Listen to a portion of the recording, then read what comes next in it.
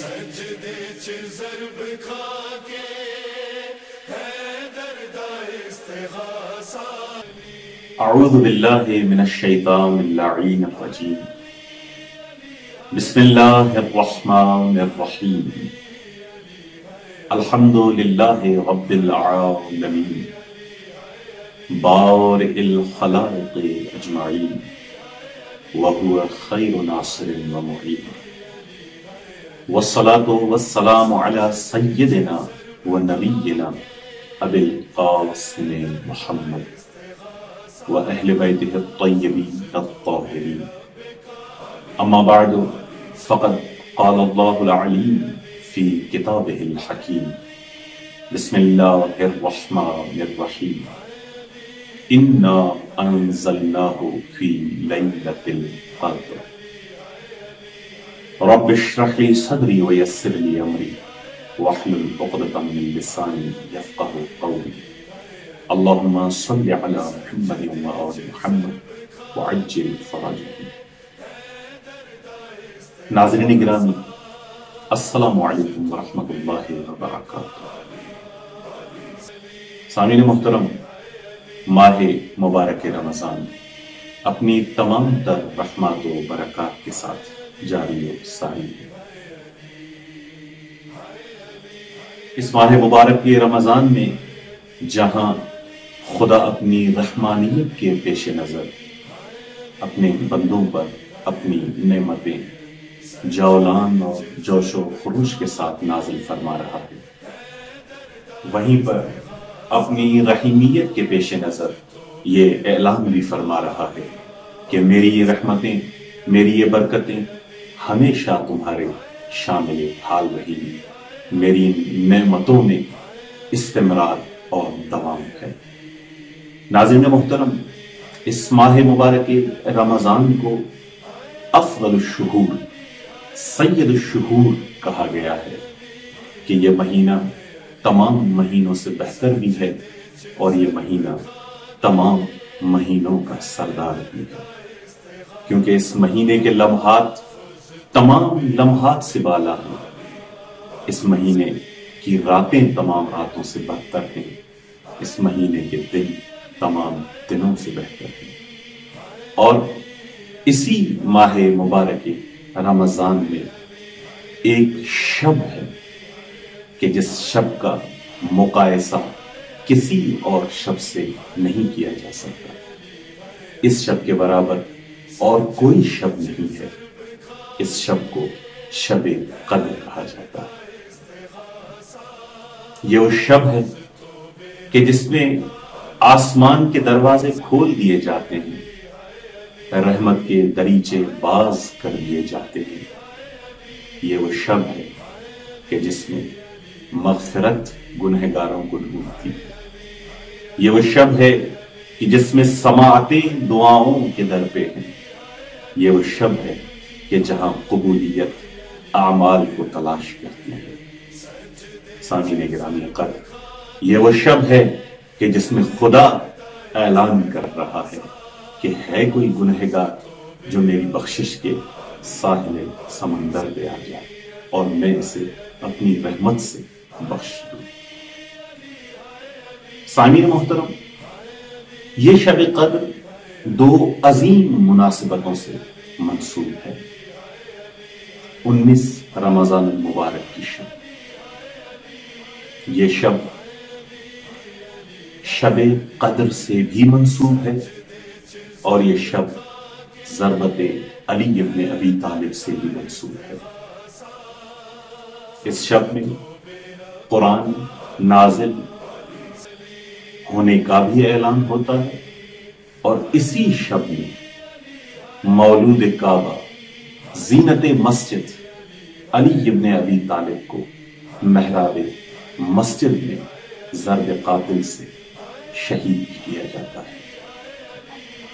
سامعین محترم، حدیث نبوی کہ العلی مع القرآن والقرآن مع علی، کہ علی قرآن کے ساتھ ہے اور قرآن علی کے ساتھ ہے۔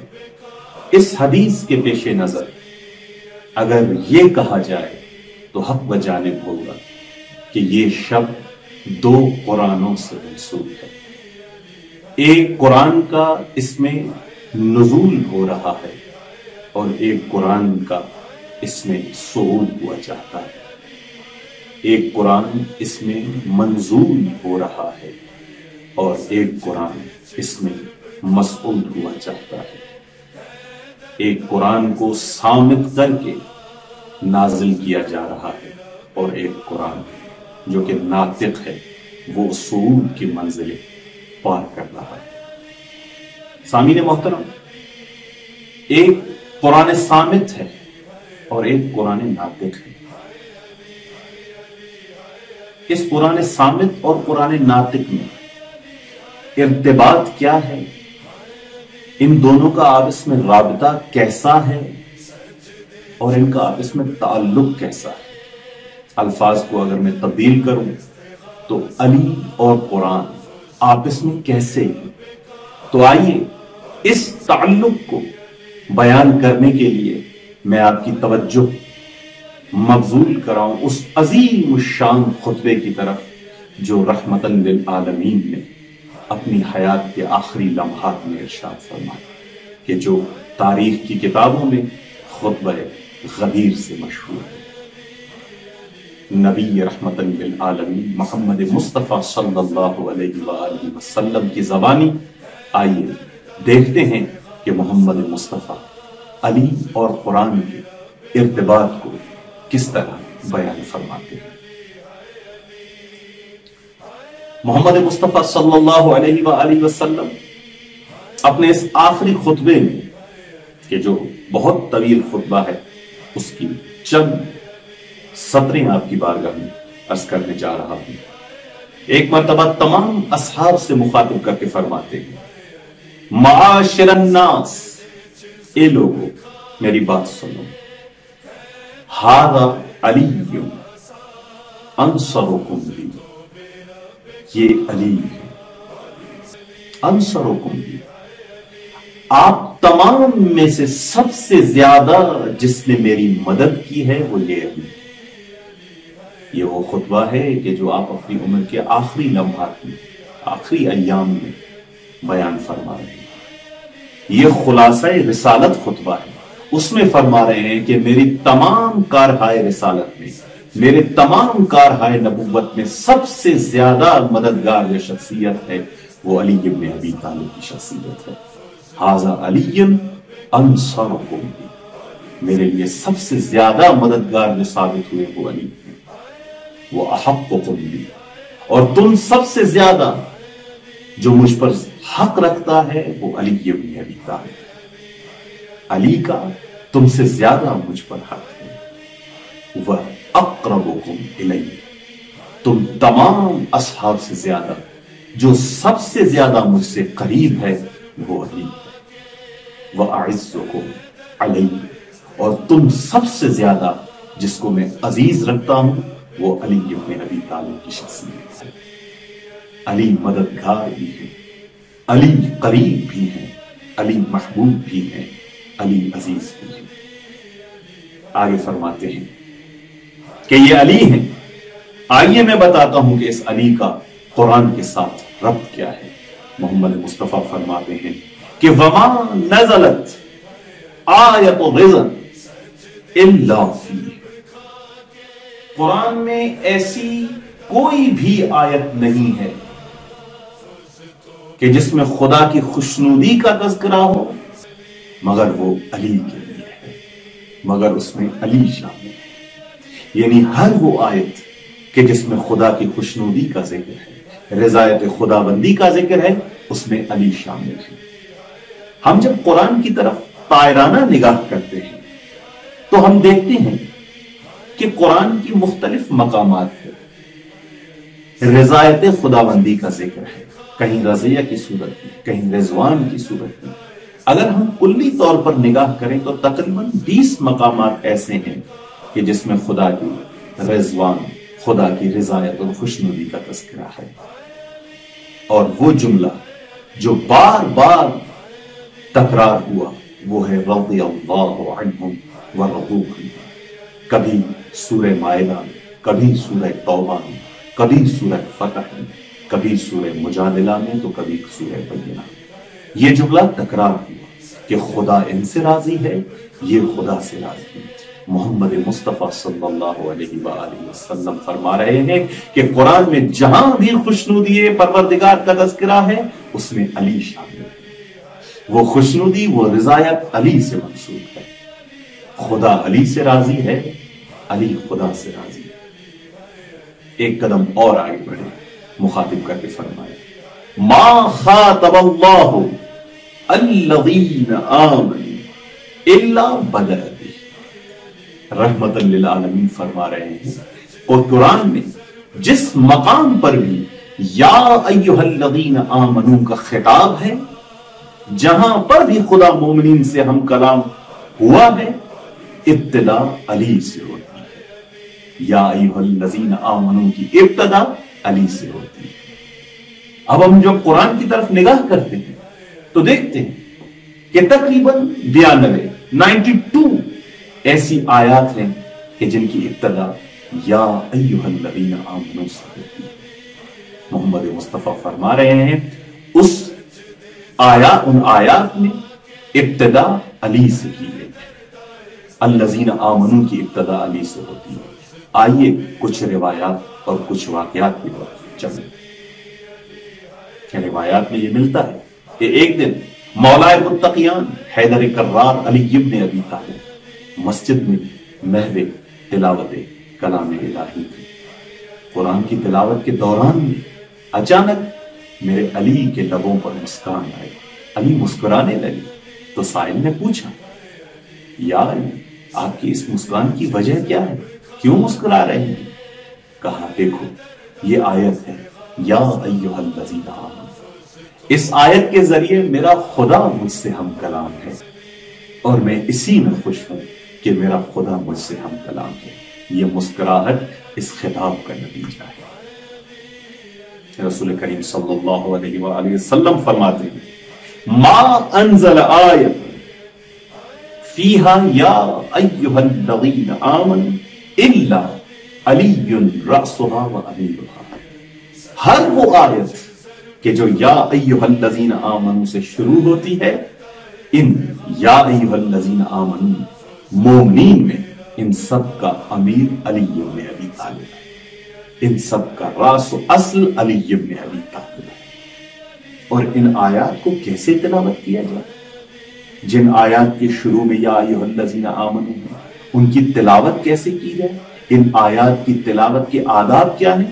تو آئیے ہم روایات کی طرف چلتے ہیں کہ جب بھی کوئی مومن ان آیات کو تلاوت کرے کہ جس کے شروع میں یا ایھا الذین آمنوا ہے، تو اس تلاوت کا ادب کیا ہے، کیسے تلاوت کی ہے؟ روایات میں ہے قال الصادق علیہ السلام ان الحسن بن علی ابن ابی طالب کان احبد الناس فی زمان وکان لا یقرأ من کتاب اللہ عز وجل یا ایھا الذین آمنوا الا قال لبیک اللہم لبیک۔ چھٹے امام محمد مصطفیٰ صلی اللہ علیہ وآلہ وسلم کے چھٹے جانشین فرماتے ہیں کہ میرے دادا حسن ابن علی ابن ابی طالب جب بھی قرآن کی تلاوت کرتے تھے اور جب اس آیت پر پہنچتے تھے کہ جہاں کلام ہوتا تھا یا ایھا الذین آمنوا، تو امام فرمائے تھے لبیک اللہم لبیک۔ تو سائل پوچھتا ہے یا ابن رسول اللہ اس مقام پر آپ لبیک کیوں کہہ رہے ہیں؟ تو امام نے جواب دیا دیکھ نہیں رہے کہ آیت کے لفظ الفاظ یا ایھا الذین آمنوا کہ خدا مجھے بلا رہا ہے، اس بلانے کا نتیجہ یہی ہے کہ میں خدا کو لبیک اللہم لبیک کے ذریعے اپنی حاضری کو یقین دینا اور یہ کہوں کہ اے میرے پروردگار میں تیری خدمت میں حاضر ہوں۔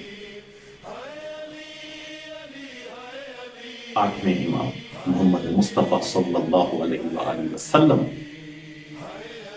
کے 8ویں جانشین فرماتے ہیں لیس فی القرآن یا ایھا الذین آمنوا الا فی حقنا، کہ قرآن میں جہاں بھی یا ایھا الذین آمنوا کی آیت ہے وہ ہمارے حق میں ہے، وہ ہمارے لیے۔ تو عزیزان گرامی، رسول کریم فرما رہے ہیں کہ اس آیت کا تعلق علی سے ہے۔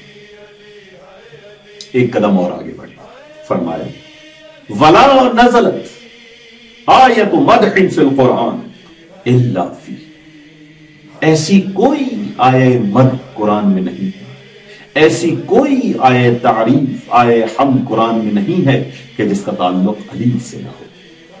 خدا نے جہاں بھی مومنین کی تعریف کی ہے، جہاں بھی مومنین کی مدح بیان کی ہے، اس میں علی ہے۔ ولا شہد اللہ فی الجنت فی هل اتی علی الانسان الا لہ، اور سورہ انسان، سورہ دہر، سورہ حل اپان، جہاں خدا نے وعدہ کیا ہے جنت دینے کا، گواہی دی ہے کہ یہ لوگ جنت میں ہیں، وہ علی کے لیے۔ یہ محمد مصطفیٰ بیان کر رہے ہیں کہ ان آیات کا تعلق علی کے ساتھ ہے، ان آیات کا متعلق علی ابن ابی طالب ہے۔